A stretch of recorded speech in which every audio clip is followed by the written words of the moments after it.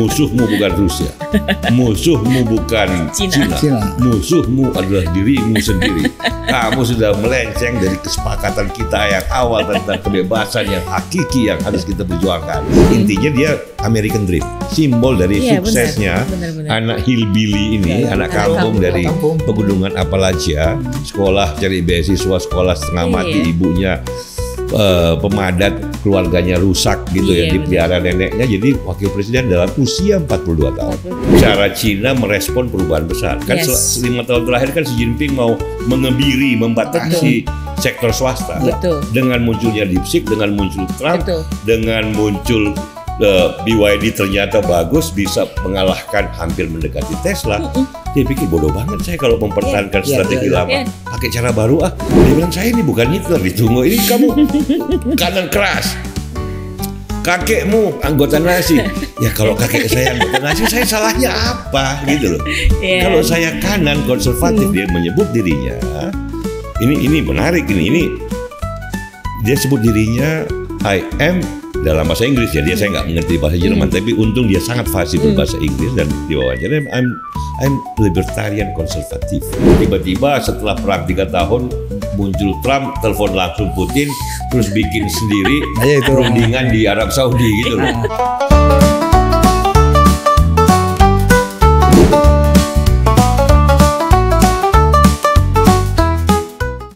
Halo everybody, selamat datang di Padepokan Gunung Salak Freedom Institute, di mana kita bisa mengobrol hal-hal yang penuh daging tanpa bikin pusing.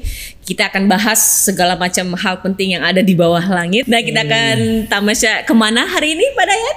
Saya tuh pengen ke Eropa hari ini, Mel. Hari ini tuh di Eropa itu ada gejolak baru. Tahu nggak nih apa penyebabnya? Gara-gara kemarin itu, siapa tuh namanya? Wapresnya Amerika? James David Vance. Ini adik kelasnya Bang Celi nih di Ohio State University. Agak jauh. Berarti masih muda banget dong.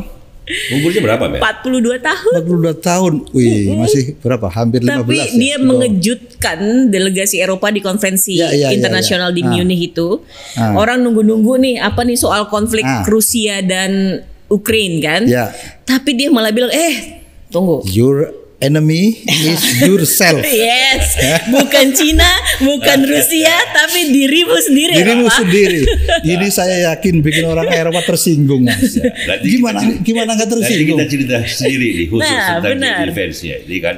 Ini kelanjutan dari Amerika kemarin ya Bang ya, ada New Sheriff in Town. Setelah New Sheriff in Town, gempa bumi di Washington DC, gempa bumi politik. Ini yang tampaknya jadi ke Eropa. Jadi benang ruwet Mas, benang kusut. Kenapa? Karena Eropa ini kan dalam sejarahnya pemikir-pemikir besar lahir di sana. Demokrasi konsepnya betul juga lahir di sana. Industrialisasi. Ketika tadi apa J.D. bilang apa tadi? Musuhnya diri sendiri. Itu kan terkait dengan demokrasi kan. Kenapa lu justru meninggalkan demokrasi? Si J.D. Vance bilang kalau kebebasannya sudah kebablasan.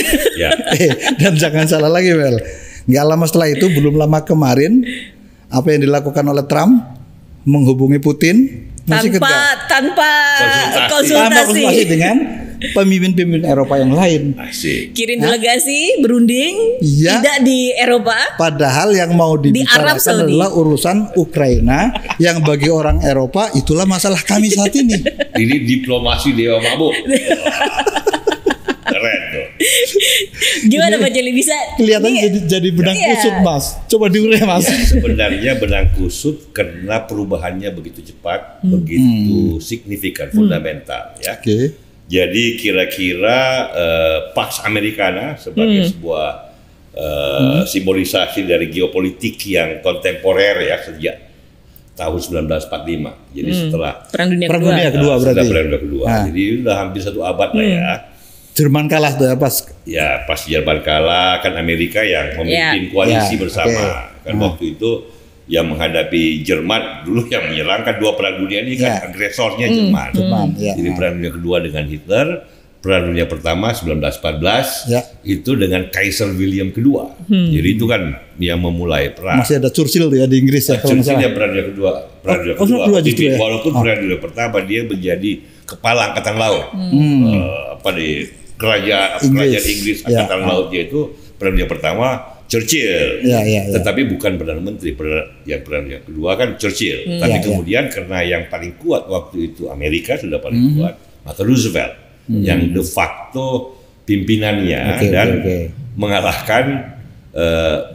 Roosevelt meninggal sebelum berakhir, diganti oleh Truman. Ya, tetapi dengan mengalahkan Jerman, Italia, Jepang, akhirnya kita merdeka juga dari situ. Kita merdeka dari situ. Jadi dunia berubah. Nah, kan tadi penting nih kita merdeka dari situ. Kan kita merdeka karena celah geopolitik. Jepang kan koalisi dengan Jerman dan Italia. Dan ada satu lagi penting, Mas, pesan kemerdekaan kita, Mas. Nah, ini yang ikut terlibat dalam perdamaian dunia, Mas. Jadi sesuai konstitusi. Itulah. Jadi karena Jepang menyerah, kalah kan oleh Amerika. Jepang menyerah, kita Bung Karno, Bung Hatta, Bung Syahrir, lihat ada celah. Belanda belum masuk, Jepang udah mundur keluar, tetapi sudah menyerah.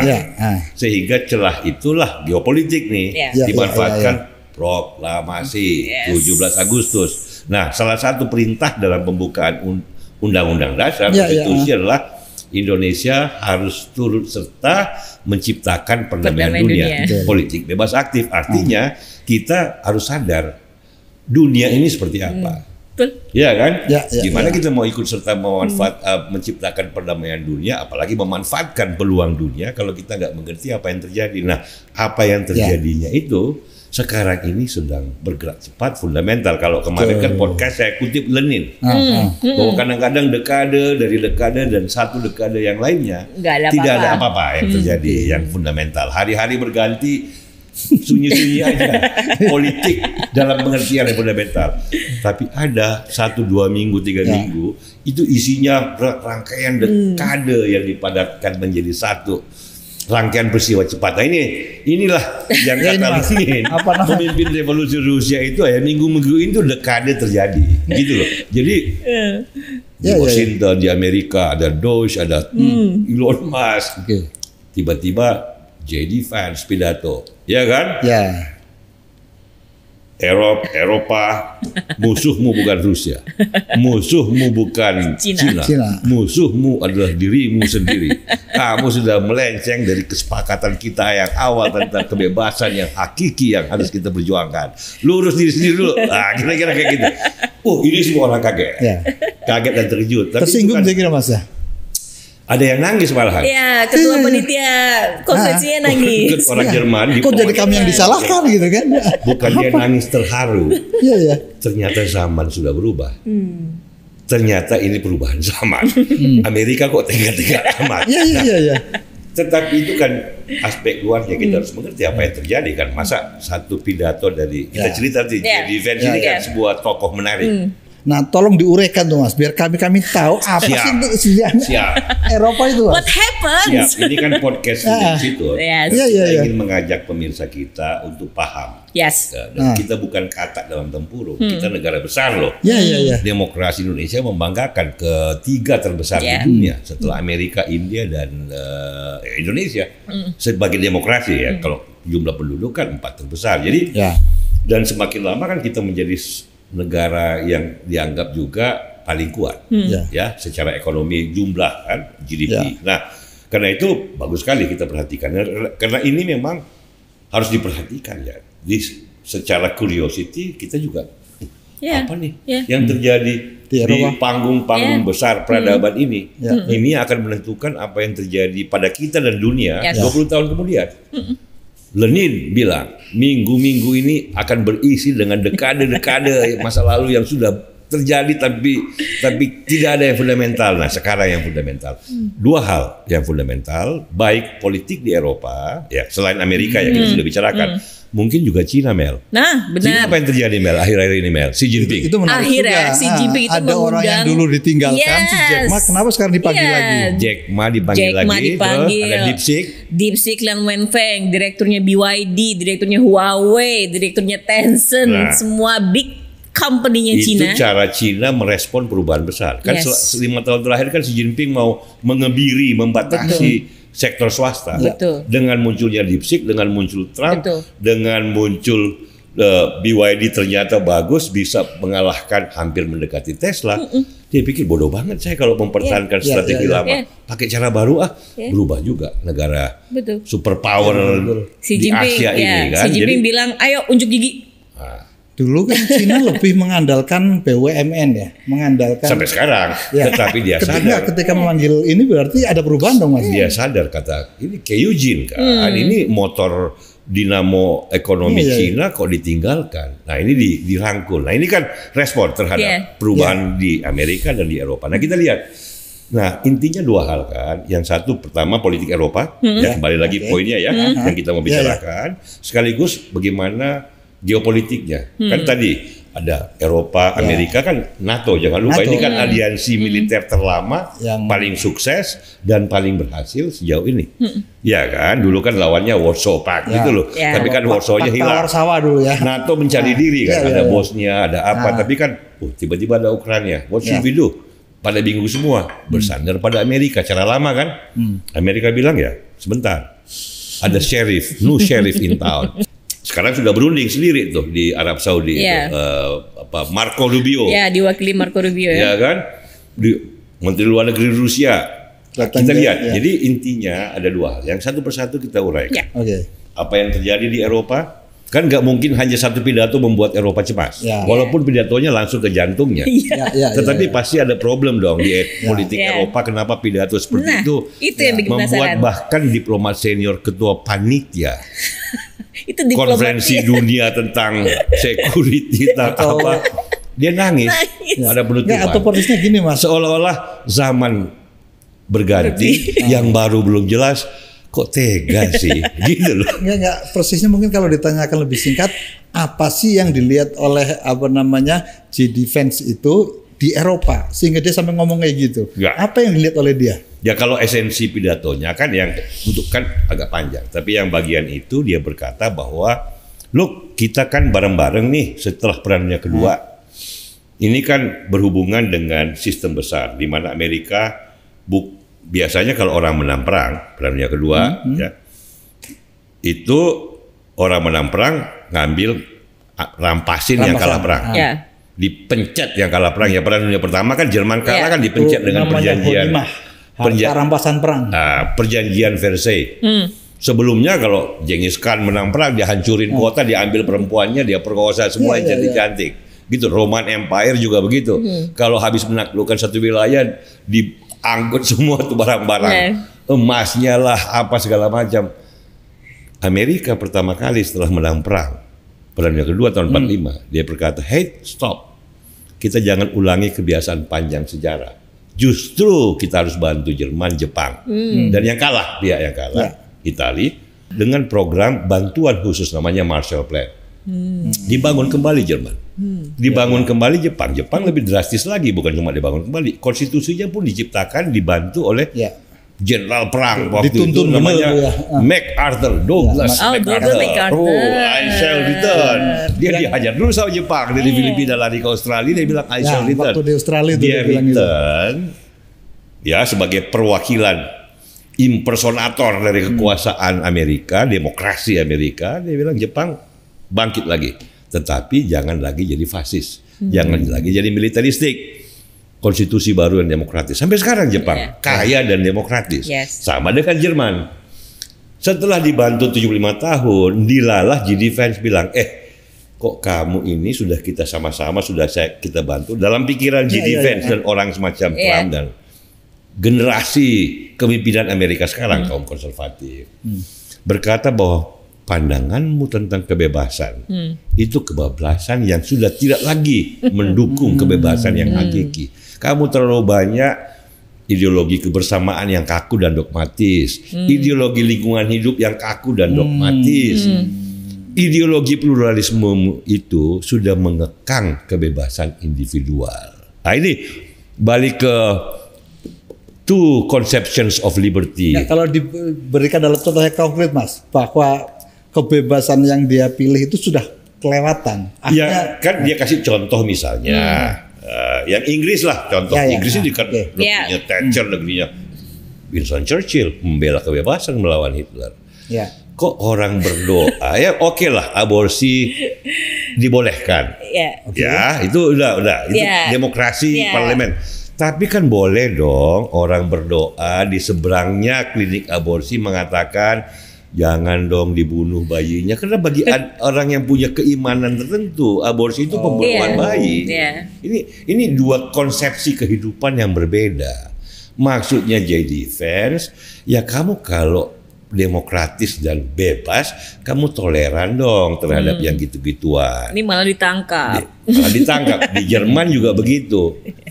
Memang Jerman punya kasus khusus trauma penyebab dua perang dunia kedua. Ada Kaiser dia menjadi kedua, penyebab itu ya. Hitler bukan cuma penyebab, tetapi keji sepanjang masa nggak ada yang lain kejinya. Tokoh pemimpin Jerman yang namanya Hitler, 6 juta orang Yahudi, anak-anak, perempuan, tua, muda, genocide itu ya. Genocide itu bukan cuma ditembakin gitu, dimasuk kayak pabrik gas gitu loh, digas anak kecil, orang tua, sebelum digas setahun cuma makan cuwil sampai kerangka. Sampai kerangka gitu doang, bener. Auschwitz. Itu kekejaman yang paling kejam sepanjang sejarah peradaban manusia. Orang Jerman traumatik. Tobatnya kelewatan berarti Mas. Ya kan, jadi tidak mau mengulang itu, tetapi setelah 75 tahun kan berubah. Salah satu ketua partai yang sekarang lagi naik daun, AfD. Alice Weidel, perempuan, openly lesbian dia bilang. Kan dia bilang, saya ini bukan Hitler, ditunggu. Ini kamu kanan keras. Kakekmu anggota Nazi. Ya kalau kakek saya anggota Nazi, saya salahnya apa gitu loh.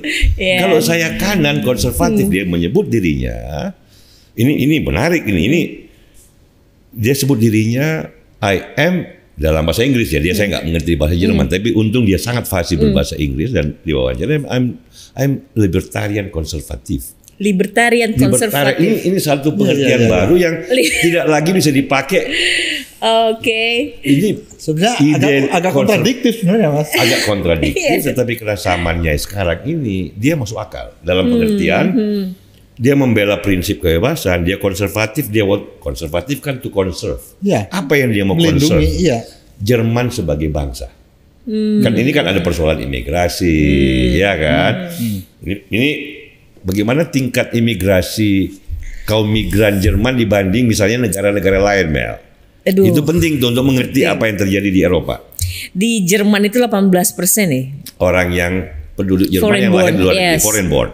Di negara lain kayak Amerika, di negara Amerika itu 14,3%. 14% aja udah marah-marah orang Amerika pada imigrasi. 18 itu kalau ada Inggris orang, juga tinggi, Mel. Inggris tinggi, Inggris itu 16%. Karena bekas imperial kan. 61 berarti itu. Ya hanya India, Pakistan, makanya kan kalau di Jerman banyak orang Polandia, orang Turki, ya kan dulu pernah partner waktu perang dunia pertama dengan Turki. Kalau Inggris kan menjajah India dan Pakistan, makanya banyak imigran dari India. Bahkan Perdana Menterinya kemarin siapa namanya? Rishi Sunak. Orang India. Ya kan? Sekarang ketua partai konservatifnya juga bukan dari orang putih kan? Nigeria, Kemi Badenoch. Inggris ya Perdana Menteri. Poinnya adalah salah satu problemnya adalah imigrasi misalnya ya. Kemudian ya tadi JD Vance, kenapa dia ini salah satu kembangan peristiwa yang membuat dia kontroversial, dia nggak mau ketemu sama Olaf Scholz. Kanselir Jerman? Kanselir Jerman. Dia ketemunya sama Alice Weidel itu, yang orang Jerman bilang ini ada keturunan dari Nazi, anggota Nazi. Ini partai kanan keras, ini mengingatkan kita pada Hitler. Dia bilang no, I'm not Hitler. Dia kan nggak mungkin juga Hitler, dia openly lesbian kok. Malah lihat di Instagramnya Alice Weidel itu dia sama pasangan hidupnya, itu dia di mobil joget-joget gitu. Itu kan kalau Hitler itu fasisme sama Mussolini itu pakai seragam. Nanti kan di YouTube bisa dilihat tuh bagaimana yang namanya Nazi dan fasisme itu homogeneity, keseragaman.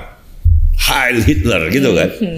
Roman Salut itu sebenarnya enggak, pada dirinya sendiri Roman Salut itu sebelum Hitler gitu loh. Ya, terus Elon Musk begini juga nggak boleh gitu ya kan Hitler. Nah, ada yang kebablasan di Eropa. Nah, termasuk kombinasi dari imigrasi dan ekonomi yang lagi menurun ya Mel ya. Nah, sebelum kita bicara banyak hal menganalisis politik Eropa dan krisis Eropa, paling gampang indikatornya apa Mel? GDP? Ekonomi ya. Ekonomi? Merosot. Bukan, itu pasti. Kebebasan. Ada lagi satu, approval rating. Approval rating. Itu ini saya kan gini pilihan rakyat terhadap saya kan pimpinannya belajar ilmu politik. Kalau ekonom kan pertama-tama yang dilihat GDP, angka pertumbuhan ekonomian. Kita juga ada. Tetapi pertama-tama kalau orang ilmu politik lihat bagaimana sebuah negara itu lagi resah apa enggak, lihat dulu. Ya, kayaknya rakyatnya itu kalau dia demokratis. Orang kita bertanya rakyatnya itu suka pemimpinnya apa enggak? Approve dengan nama. Coba angkanya seperti apa, Mel? Kalau kita di Eropa parah sih. tiga terbesar. Yang pertama Jerman, Inggris, Prancis coba yang terbesar. Yang kecil nih, yang paling kecil nih yang mau pemilu sedikit lagi nih, itu Jerman. Olaf Scholz tuh cuma 18%. Oke. Approval rating 18%. Jadi rakyat setuju pada tindakan pemerintahnya itu kira-kira cuma 18%. Kemudian PM Inggris nih, Keir Starmer. Itu cuma 27%. 27%, ya kan?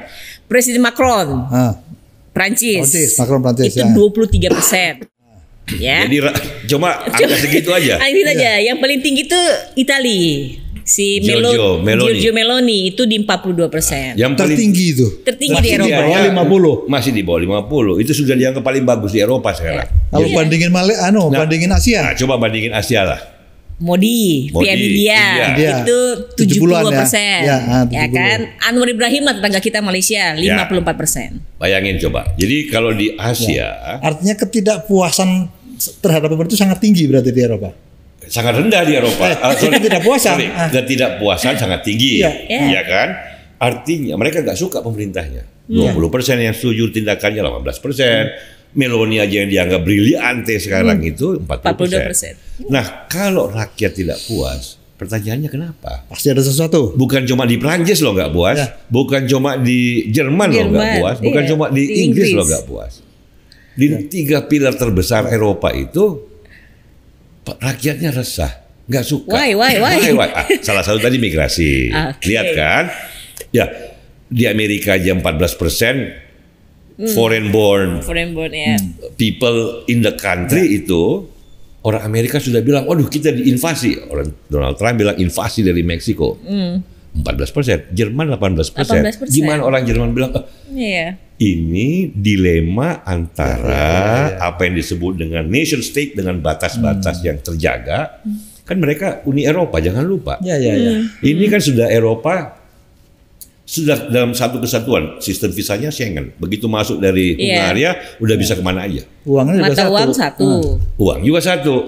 Tetapi fiskal polisinya beda, masing-masing negara. Dan perasaan bangsanya kan, Jerman itu nggak bisa hilang itu mas. Ya orang Jerman ya orang Jerman aja, orang Prancis mana mau dibilang orang Jerman. Apalagi itu Inggris, Prancis, orang Jerman. Dulu musuhan terus. Nah, dari segi itu kan ini ada contoh 3 model penyatuan atau penggabungan lah ya, yang ekstrim itu United States of America. Oke. Jadi yang ada cuma negara bagian, yang lainnya terpusat. Satu. Oke. Masing-masing tentu saja negara bagian ada aturannya, tetapi kan ada federalnya, ada birokrasi federal, segala macam. Perasaan keamerikaan, ya saya orang California, tapi first of all I'm American, gitu loh. Kalau di Eropa kan kebalik, I am European, but I'm a German, I'm a French.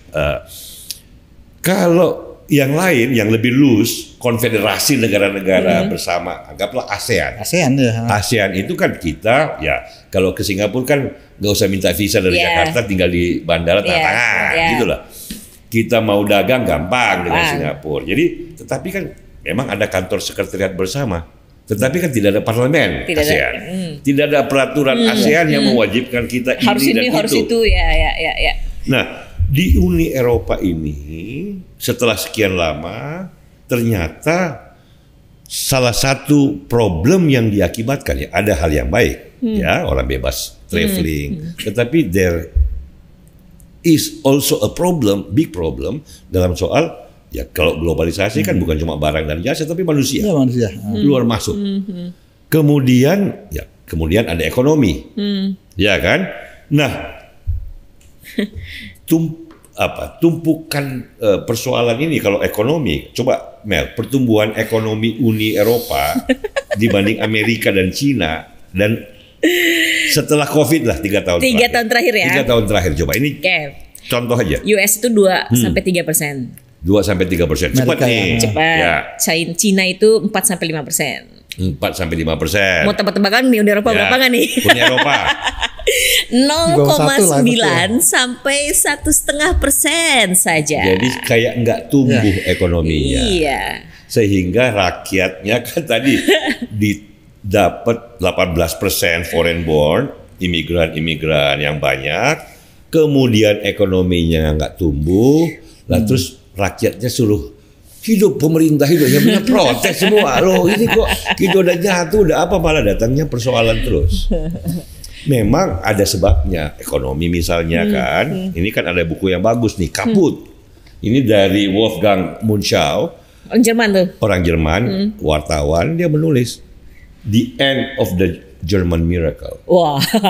Keajaiban Jerman berakhir. Keajaiban tadi setelah perang yang kedua dibantu Amerika, tumbuh maju menyaingi Amerika dalam beberapa tahun, 5 tahun terakhir, 10 tahun terakhir mandek. Kan ada revolusi digital. Rupanya orang Jerman nggak ikutan. Mau pakai tembaga, nggak mau pakai nggak fiber optik. Ada handphone baru, dulu Siemens kan handphone. Paling oke lah tuh ya. Begitu ada Apple, ada apa, mereka nggak ikut, tenggelam. Terpuruk semua. Mobil, BMW, ya kan, Mercedes-Benz, Volkswagen, semuanya top. Internal combustion engine, manufacturingnya top. Begitu datang Tesla mobil listrik. Begitu datang BYD mobil listrik. Dulu ekspornya Cina ke Jerman, ke Cina kan besar sekali. Orang dan bangga orang Cina begitu kaya beli Mercedes-Benz, kayak kita juga. Orang begitu kaya beli BMW. Sekarang mereka beli BYD. Lebih bagus. Ekspor Jerman, andalan Jerman kan ekspor, bukan ekonomi domestiknya yang terutama. Ini disebut dengan neo-merkantilisme oleh buku yang sangat bagus ini. Itu jadi melambat. Ya karena dia tidak bisa mengikuti arus baru. Ada sebabnya kenapa tidak bisa mengikuti arus baru. Ini hubungan dengan J Defense nih. Kebebasan berusahanya dihambat. Terlalu banyak regulasi, terlalu banyak peraturan, terlalu banyak ideologi, dogma yang mati. Lingkungan hidup jadi dogma yang mati. Sebuah pikiran yang bagus kalau dipaksakan, apalagi tanpa menghargai kebebasan. Contoh-contoh Angela Merkel stop nuklir yang sudah bagus, pembangkit listrik nuklir itu ditutup. Padahal nuklir setelah dibangun kan listrik paling murah. Alasan lingkungan. Tapi karena ideologi yang berhubungan dengan lingkungan, berhubungan dengan ESG, berhubungan dengan macam-macam, ditutup. Ada yang dia karena pengen membangkitkan industri solar power, wind power. Cina yang ambil solar power, bukan Jerman ternyata. Mampus dia. Begitu Ukraina serang, gasnya dari Jerman ke Jerman dari Rusia di stop, nuklirnya nggak ada, gasnya nggak ada, mampus. Nah, berdampak langsung ke Indonesia, Mas. Yang berdampak langsung ke Indonesia, sawit. Ya kalau misalnya itu contoh ya, betapa kakunya pandangan lingkungan hidup di Eropa kan. Kita mau jual sawit, nggak bisa, kamu buka hutanmu. Lah kita ini mau hidup dari sawit, kalau kita nggak jual sawit terus kita jual apa ke kamu? Nggak bisa, kamu merusak hutan. Kita bilang hutan kita banyak kok, kita ada 1 juta hektar, kita pakai 5.000 hektar boleh dong. Orang Eropa bilang sebentar, ada nggak spesies di situ yang jangan-jangan ada jenis tikus yang punah, mampus nggak digituin. Ini ekstrimnya, ini karikaturnya. Tapi kan tergambar kan kayak tadi orang berdoa di depan klinik aborsi, jangan sampai bunuh lah bayinya, kasihan masih jabang bayi. Iya kan? Kemudian dibilang ini kanan keras, malah politisi Jerman berkirim surat kepada parlemen Jerman Bundestag supaya AfD dilarang karena ini ada kaitannya dengan nazisme. Dulu Giorgia Meloni juga dituduh fasisme juga. Gitu loh. Ternyata kan dia bertumbuh sebagai politisi normal. Jadi kata J Defense, Eropa, Jerman, kamu itu problem kamu bukan Rusia. Problem kamu bukan Cina. Problem kamu diri kamu sendiri. Kamu ini bablas. Kamu tidak lagi mendengarkan atau membaca buku Isaiah Berlin tentang different conceptions of liberty. Jadi itu tuh yang dimaksud dengan your enemy is yourself. Yes, jadi kamu kembali dong ke kitoh kita. Kita menang melawan Hitler, melawan Mussolini. Karena demokrasi karena si Churchill ini percaya pada paham kebebasan yang awal. Ini John Locke. Ini John Stuart Mill. Ini warisan kebebasan kita. Amerika itu kan koloni Inggris. Amerika itu kan dibentuk atas pikiran-pikiran awal dari paham liberal awal. John Locke, Adam Smith, Adam Ferguson, ini bukunya kita perlihatkan supaya pemirsa kita bisa ngerti yang dimaksud oleh G.D. Vance itu apa. Nah, jadi kembali kepada pergolakan Eropa, itulah kira-kira esensi persoalannya, Bu. Pidatonya bagus, tetapi di balik pidato itu pada saat dia berkata, Europe, you have your own problem, you have to attend immediately, and then after that we'll talk. Kira-kira, uniknya lagi yang ngomong itu G.D. Vance. Mas, sebelum ngomong soal G.D. Vance lebih dalam, saya pengen ini Mel. Karena ada data-data soal perbandingan ekonomi kesejahteraan itu. GDP antara, GDP antara Eropa, Amerika, mungkin Asianya kita pakai Cina lah gitu. Kayak masih gambarannya. Kalau Amerika itu GDP-nya itu 29 dolaran. 29 triliun dolar ya. Kemudian Eropa itu 1940. Cina 1827. Ya, jadi 29 ya, bukan 29 triliun US dollar Amerika ya. GDP. Kalau Eropa berapa? Eropa 19,40. Cina 18,27. Ya, jadi Eropa secara kesatuan kira-kira secara GDP skala ekonomi lebih besar sedikit masih sejahtera lah ya.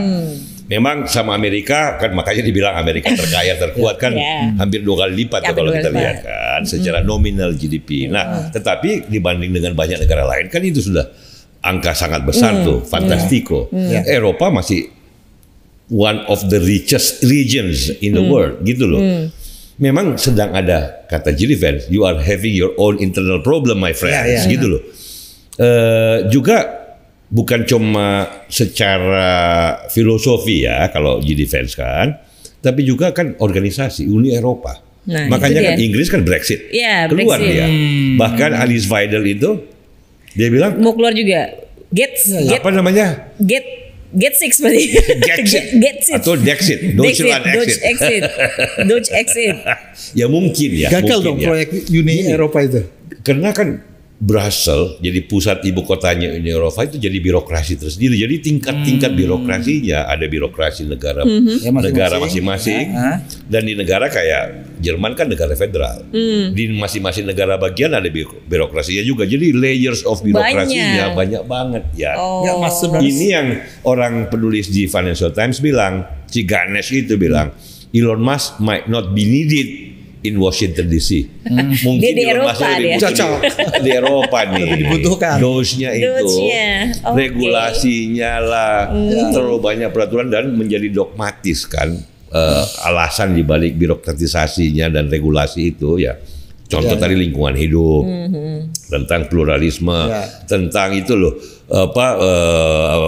diversity, lingkungan hidup yang tadi, kemudian social affair, social concern, governance, ini semua bahasa-bahasa klise yang jadi dogma.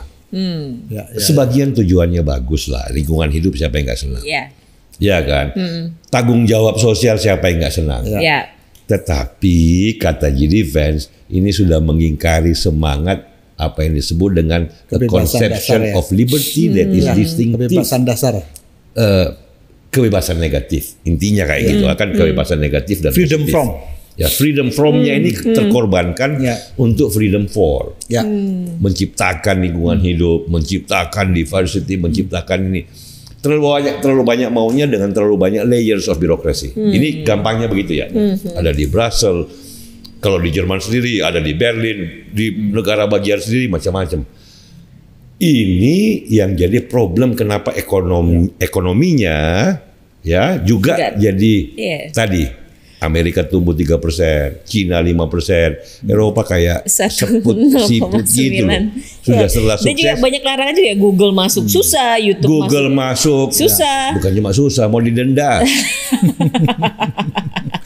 Udah lebih Twitter banget. X juga mau didenda karena menyebarkan paham-paham yang intoleran gitu loh. Ini kayak polisi moral. Jadinya ini yang JD Vance bilang, kalian itu sudah kita sama-sama bantu tumbuh sama-sama 5 tahun dipimpin Amerika juga kan kena penyakit yang sama juga. Makanya dengan no sheriff in town ini saya bukan suka sama Trump ya, bukan apa-apa, tapi ada benarnya juga perlu revisi setelah sekian lama. Sudah sampai di mana sih kita? Setuju apa? Setuju soalnya. Ya. Nah itulah saya kira bagaimana teman-teman kita di Eropa nih. Kan rakyat Eropa sendiri sudah bilang kita nggak suka kok pemerintahan kita. Kalau nggak begitu Olaf Scholz 18% approval rating, Keir Starmer 27, 25%. Rata-rata di bawah 30. Di bawah 30. Sementara Modi 70%. Orang India suka Modi, boleh kita nggak suka. Orang India bilang he is good man. Anwar 54%. Anwar Ibrahim 54%. Orang Malaysia bilang respect to you, sir. Ya, kalau Cina ada ininya, ada surveinya nggak? Ya nggak ada, nggak demokratis. Tapi kan karena dia maju terus, rakyatnya bilang kita puas. Coba disurvei sekarang Cina, dia bilang puas dengan pemerintahan, karena maju, cepet. Ya, goblok sendiri kalau nggak puas. Kalau sudah kayak gitu kemajuannya sepanjang sejarah manusia, nggak pernah ada negara secepat itu kemajuannya. Ya, memang ada trade off dalam kehidupan. Ya, kebebasannya dikurangin, tapi dikasih kayak Singapura. Makanya kita kan podcast kita pernah bilang. Masa depan Cina Singapura mungkin kayak Singapura raksasa, bukan jadi Denmark, bukan jadi Amerika, bukan jadi London, mungkin Singapura raksasa. But that's life. Boleh aja kamu nggak suka. Rakyat Cina bilang, ya apartemen kita bagus, mobil kita BYD bagus, jalan raya kita bersih. Lu aja sana. Ya kalau mau berdebat di Bundestag gitu loh. Bang, aku penasaran nih sama adik kelasnya Bang Cherry, JD Vance nih. Dia lulusan Ohio State University. Ohio State, Dan juga waktu itu pernah dibahas juga, dia pernah tulis buku The Hillbilly Elegy. Jadi itu buku yang mengangkat karir dia dan nama dia. Saya pertama kali kenal dia karena bukunya. Dan saya kira dia nulis. Dia kan dirinya berarti pengalaman hidupnya, drama kehidupan keluarga yang broken home. Dia hillbilly itu, hill itu lembah. Billy itu anak laki-laki kayak Ujang, Tole. Billy, gitu loh. Si Tole, anak kampung. Si Billy. Hillbilly itu kan kalau di Columbus kan ibu kota Ohio, jauh lebih besar dibanding di kota-kota yang tempat dia tinggal di Kentucky, di lembah gunung Appalachia namanya Kentucky itu. Jadi kalau di kota besar orang dari Kentucky gunung itu, Appalachia itu, orang di lembah itu disebut hillbilly gitu kan. Artinya bocah gunung lah ya. Orang kampung. Gitu loh, orang desa, orang pegunungan, orang dari daerah tertinggal gitu loh. Hillbilly. Elegy, drama. Menarik nih kayaknya dia. Jadi dia ibunya kan di situ uniknya, dan kebetulan sejarah bahwa orang kayak gini yang pidato di depan itu di Munich ini tempat bersejarah itu kan.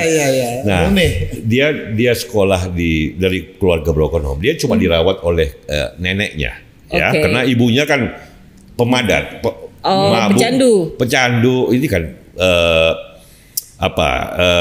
sindroma problem keluarga Amerika yang di daerah Midwest itu, ya bukan cuma Midwest tapi banyak kan, dulu ada pabrik mobil.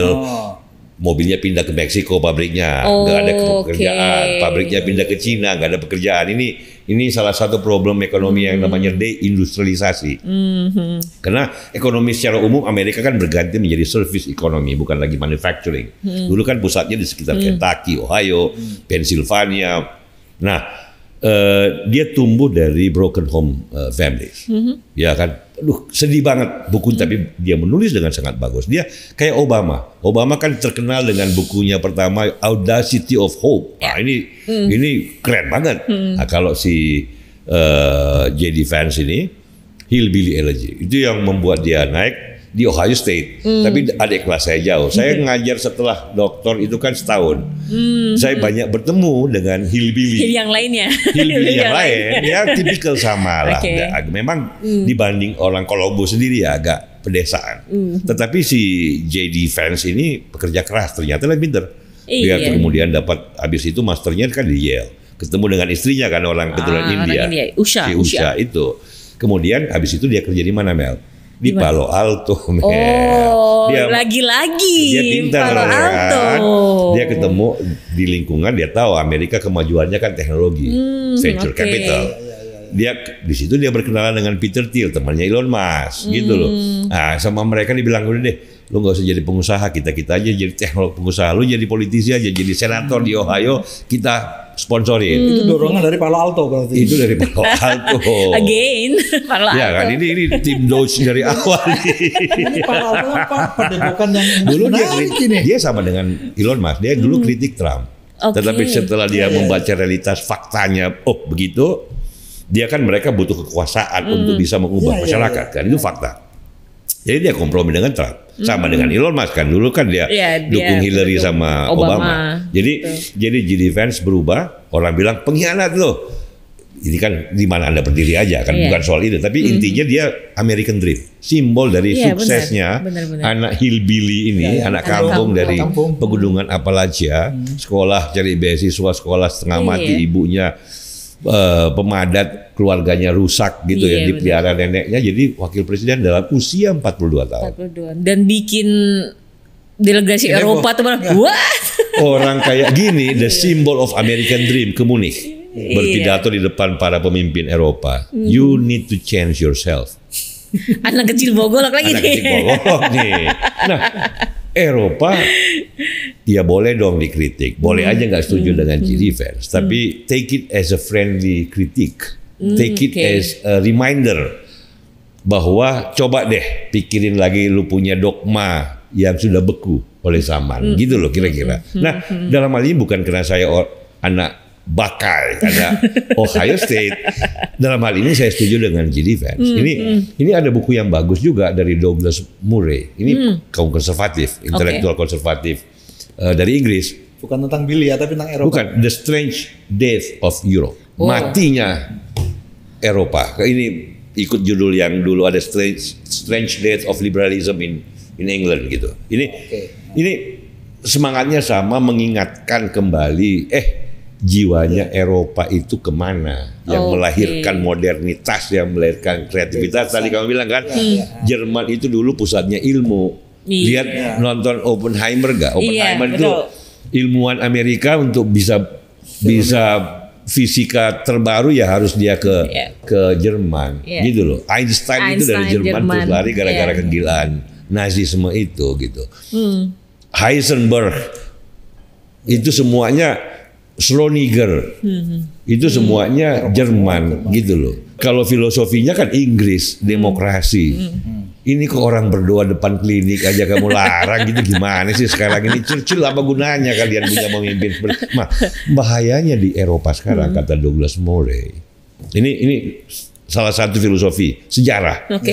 Banyak universitas intelektual Eropa membenci masa lalu Eropa, bukan lagi bangga bahwa Inggris itu melahirkan faham kebebasan dunia, Inggris melahirkan industrialisasi dunia, bukan kebaikannya yang dilihat, kejahatannya yang ditekankan. Imperialis, penjajah, India menderita, Bangladesh menderita, Pakistan menderita. Bukan fakta bahwa Inggris memperkenalkan modernitas di India, tetapi fakta penderitaan. Ini kan tinggal yang kita mau pilih mana. Di Amerika kan juga ada yang kayak gitu-gituan kan. Hapus sejarah kita. Thomas Jefferson nggak konsisten. Washington punya budak. Iya, semua orang zaman itu punya budak. Gitu. Bahwa dia punya budak tapi berkata bahwa kebebasan mengejar kebahagiaan, kebebasan untuk berbicara. Dia katakan saat itu membanggakan pada zaman itu, gitu loh. Jangan lihat pada zaman ini kemudian ditarik ke belakang. Nah, katanya Douglas Murray, ini banyak orang-orang Inggris, anak muda Inggris tidak lagi bangga dengan, malah minoritas sekarang yang berkata bahwa kita bangga dengan sejarah Inggris. Mereka melihat sejarah, mereka merasa malu. Makanya Elon Musk bilang, it is okay to be proud as a German. Mereka malu lihat, kita Hitler, kita 2 kali perang dunia, kita kayak minder berkata bahwa produktif pada dunia harus sebuah bangsa yang besar dan mau produktif dan konstruktif pada dunia harus bangsa yang percaya diri dengan dirinya sendiri. Kayak kita bangga kita dengan Gajah Mada, bangga kita dengan Soekarno, bangga kita dengan warisan. Tentu saja nggak semua warisan baik gitu loh. Tapi kita mau pilih yang mana? Paham. Kedepannya itu ini yang salah satu efek lain daripada apa yang dikatakan oleh J.D. Vance. Yang anak gunung ini loh. Anak gunung ini ada kemurnian jiwa di situ rupanya. Itu pidato bagus banget loh sebenarnya. Itu mungkin tampaknya ada penyebabnya gini, Eropa ini meratapi masa lalu, kelamnya masa lalu berlebihan sehingga sampai yang dilihat cuma yang kelamnya. Yang nggak melihat bahwa di situ lahir Adam Smith. Di situ lahir John Locke. Itu dia lupa bahwa industrialisasi pasti ada proses naik dan turun, pergolakan, ada yang miskin, ada yang kaya, tapi overall semua maju kalau dibandingkan 100 tahun 200 tahun yang lalu. Lebih sejahtera rakyat biasa Inggris sekarang ketimbang raja-raja Inggris 1000 tahun ke belakang. Gitu loh. Rakyat kelas menengah Inggris yang sudah bisa punya mobil, punya obat, panjang umur 80 tahun, sakit gigi nggak perlu dicabut, ada obatnya. Itu raja-raja yang paling kaya, paling berkuasa 100 tahun lalu. Itu nggak ada obatnya sakit gigi, nggak ada obatnya sakit perut. Kalau malaria, kalau demam, kalau flu, kalau mampus mereka. Dia nggak, bahkan WC belum ada. Bayangin istana-istana yang megah itu kalau masuk baunya minta ampun. Gitu. Pakai pispot. Nah, ini yang tidak dilihat, ini yang kata Douglas Moore. Dalam hal saya banyak tidak setuju pada dia, tetapi dia benar dalam hal itu. Gitu loh. Ini krisis Eropa bukan hanya ekonomi, bukan hanya politik, tapi krisis filosofi, pada pandangan hidup. Nah, itu kira-kira. Nah, J.D. Vance kembali lagi seolah-olah membawa satu angin segar dari pegunungan Appalachia, menyapa Berlin dan Munich, gitu. Iya, kayak ditampar kayak. Jadi dari Kentucky menyapa Munich, nampar-nampar dikit boleh, mengingatkan Eropa, hey Eropa, the old continent, saudara tuaku yang tercinta, kamu jangan tidak percaya dengan sejarahmu sendiri. Memang Hitler harus kita hajar. Memang Hitler harus kita pelajari supaya jangan ulangi. Tapi tidak berarti orang kayak Alice Weidel ini cucunya anggota Nazi. Masa Alice Weidel ikut salah sekarang gitu loh. Masa si Giorgio Meloni dikait-kaitkan dengan Mussolini. Gitu loh. Itu forget about the past, learn from it. Gitu loh. Agree. Jangan terperangkap, terjebak di penjara oleh masa lalu, tapi lihat ke masa depan. Nah, ini mereka juga boleh belajar dari semangat Nusantara, memandang laut lepas, takdir Ali Sabana, ya kan? Jangan tinggal di air yang tidak beriak, tapi hadapi gelombang-gelombang kehidupan dengan samudra yang terbuka. Nah, itu filosofi hidupnya, dan saya kira itu yang disampaikan. Oke, Mas, kita kembalikan lagi nih ke bumi Eropa nih, Mas. Geopolitik ya. Geopolitik, iya. Sebenarnya yang kemarin jadi masalah buat Eropa kan sebenarnya masalah Ukraina, ditampar oleh Wapres Amerika itu.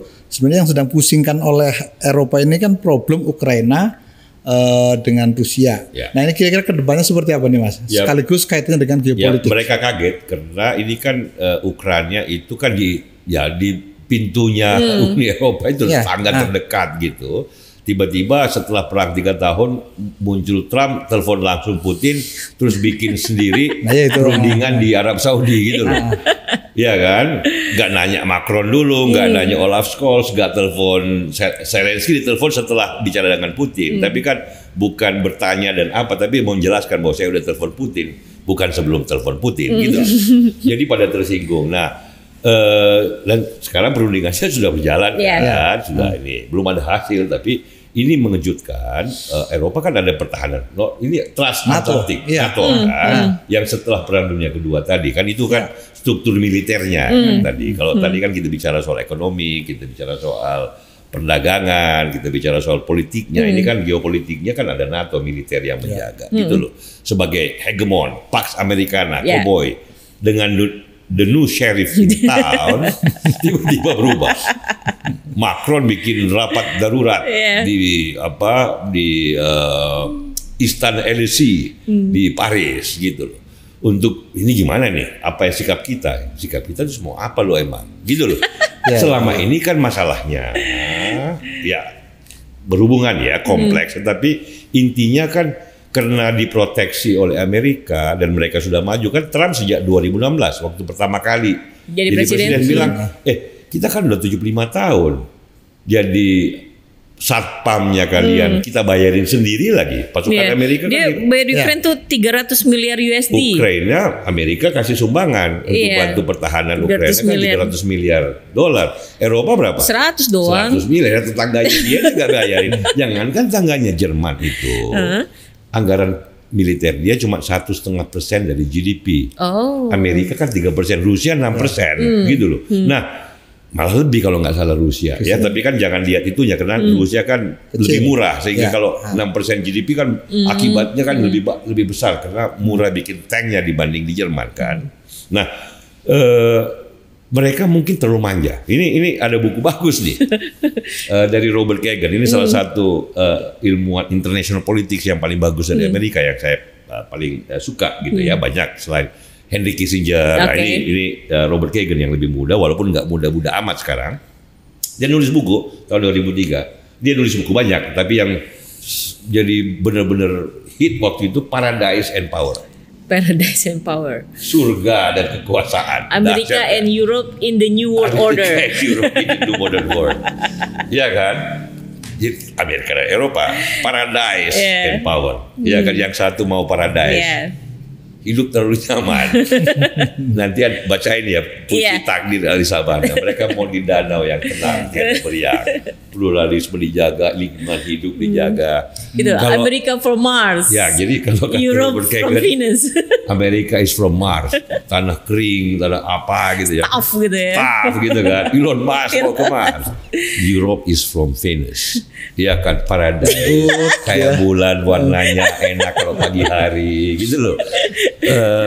Mungkin karena mereka terlalu mengandalkan Amerika, mungkin karena trauma Perang Dunia Pertama dan Kedua Jerman terutama kan, mungkin bosan juga sepanjang sejarah 1000 tahun kalau nggak perang Perancis, Jerman, Perancis, Inggris masuk, Jerman, Perancis, Inggris masuk, ada ikut Spanyol, ada ikut Rusia gitu. Mereka bilang stop semua itu, kita nggak usah lagi peduli pada militer. Mereka lupa pada Thucydides. Thucydides, filsuf dan jenderal dari Yunani. The strong will do what they can and the weak will suffer what they must. Ini kan kenyataan politik dunia kan. Jadi tiba-tiba Rusia nyerang Ukraina, kaget mereka. Amerika bantu dong, Amerika lagi kan, Amerika bantu lah, Amerika bantu. Mereka juga bantu tapi pelit banget. Olaf Scholz ini pelit banget. Dulu janjinya mau ini, ternyata yang keluar cuma dikit-dikit gitu loh. Mereka sendiri juga nggak bangun militernya, sehingga kaget. What should we do now? Nah, ini pertanyaan penting. Apakah peta dunia sekarang, kalau kita lihat dengar Trump terakhir kan dia bilang, saya akan berunding dengan Putin, saya akan berunding dengan Xi Jinping. Dia nggak bilang saya ikut sertakan Macron atau ikut sertakan Olaf Scholz. Xi Jinping pas Zelensky. Bukan soal dunia yang lebih besar. Ukraina kan cuma sebenarnya persoalan kecil secara geopolitik, besar buat Eropa, tapi buat dunia kan.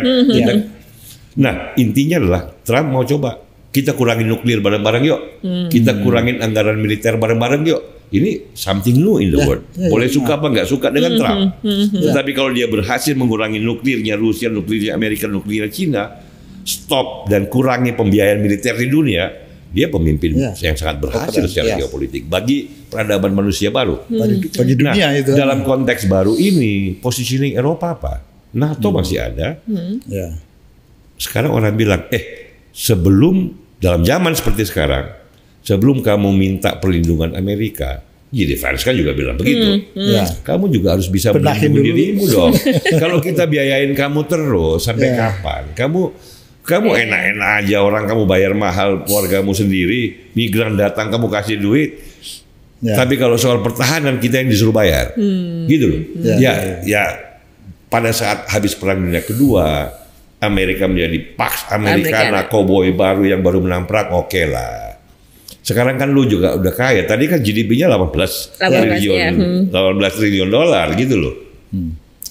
Masa lu nggak bisa 2% GDP, 3% GDP? Ya kamu harus hemat-hemat yang lain. Lingkungan hidupmu lupain dulu sementara gitu loh. Yang penting-penting aja dulu gitu loh.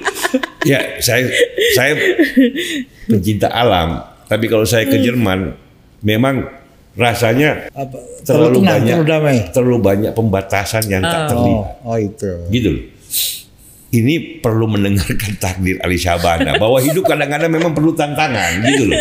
Jangan semuanya direduksi dengan peraturan sehingga manusia tidak boleh ada tantangan dan kesulitan dalam kehidupan. Hidup ini selalu ada potensi bahaya. Lu nggak bersiap melindungi diri lu, ya kan? Civis pacem parabellum. Kalau kamu mau damai, kamu harus siap untuk berperang.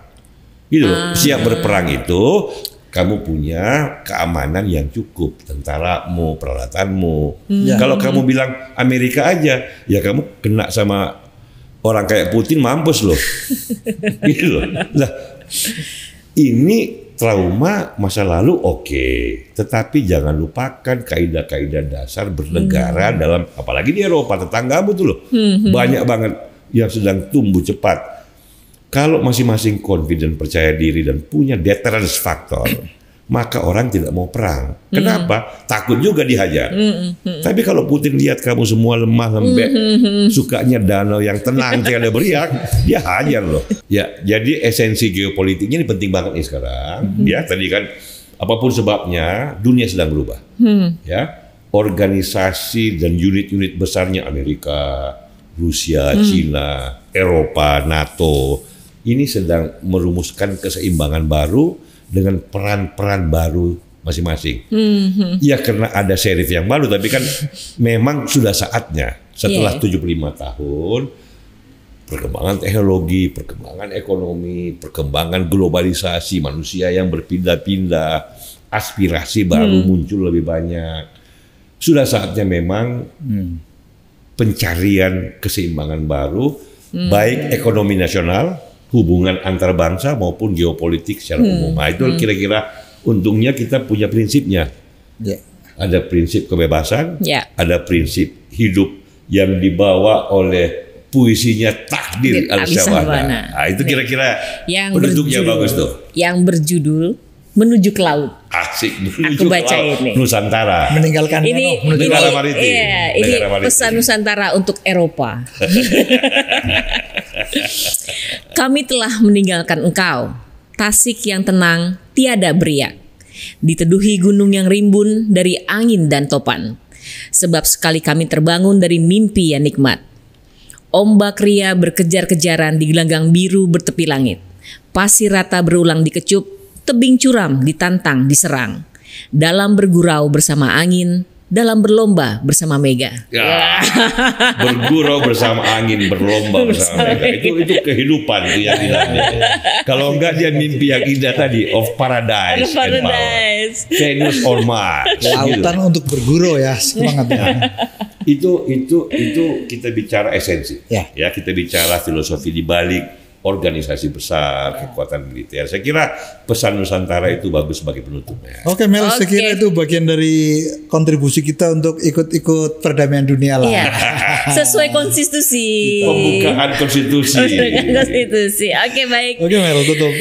Thank you Bang Cili, Pak Dayat terima kasih. Dan sekian dulu tamasya kita hari ini, dan juga terima kasih teman-teman Freedom yang sudah bergabung. Jangan lupa nantikan terus tamasya intelektual di Padepokan Gunung Salak Freedom Institute. Bye-bye. Bye.